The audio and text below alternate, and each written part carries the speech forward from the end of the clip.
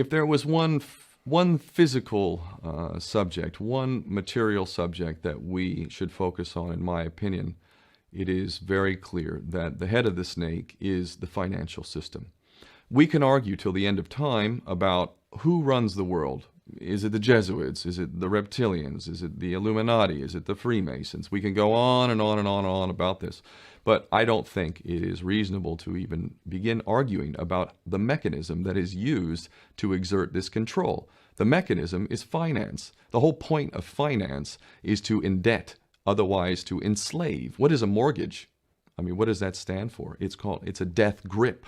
So when you get a mortgage, you have a death grip held over you because you are in debt. You don't even own the house. The bank owns the house that loans you the money to buy the house, unless you're fortunate enough to have all the money to buy it outright. And even then, you can be taxed by the government, and if you fail to keep up with those taxes, the government can then take it from you. The whole system is based on a financial fraud, which effectively takes the power that we have and it gives it to a tiny group of individuals who are running the world through the control of finance. With the infinite supply of money that we have allowed them to take, they have literally an infinite supply of money, and with that money, and from their psychopathic point of view, they have bought everything and everyone who can be bought.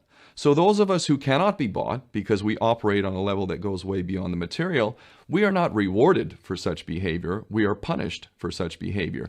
And the most slovenly, disgustingly criminal, pedophilia, corrupt moral individuals, those are the ones that are rewarded in this system, which is upside down.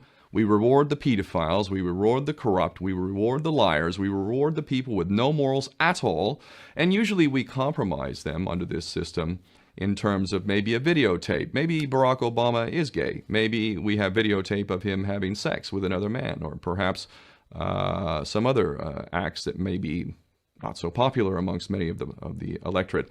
Or maybe we have videos of political leaders having sex with little boys or little girls. If I was in charge of the world and I was a psychopath and completely drunk on my own power, you can bet damn sure that's what I would do. I wouldn't allow anyone in a position of power who wasn't completely compromised. When you have an infinite supply of money, you can do this.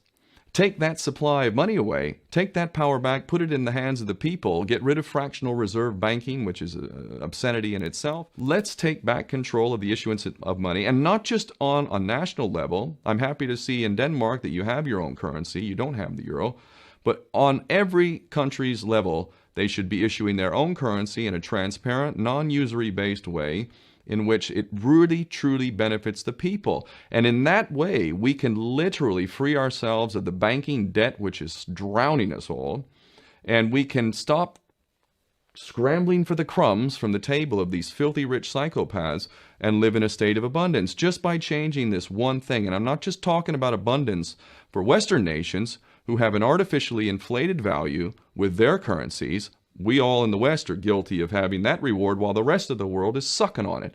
Every nation in the world can use a sensible financial policy to liberate themselves, to have world-class education, infrastructure. Everything that a healthy society would require can be had in the worst, most corrupt African country, in any part of the world. We can all have that if we simply change that one thing. John F. Kennedy did that about 6 months before he was taken out. He issued United States notes as opposed to Federal Reserve notes. I can assure you the powers that be knew the power of that act, and they took him right out. So the bottom line is, if we as people understand this very simple principle, just this one thing, change this one thing, we can solve every other problem you can name. I don't care what the problem is. I can bring it back to the financial system and an infinite supply of money for a bunch of psychopaths who are running the world, as opposed to an abundant supply of money for all of us. So in that sense, I'm very optimistic. This is not rocket science. I am not the smartest guy in the room. We can all understand this. And as soon as we do, we can exercise the same power that we had, but relinquished, and we can have a future for ourselves and our children. There's a lot to be optimistic about, quite frankly.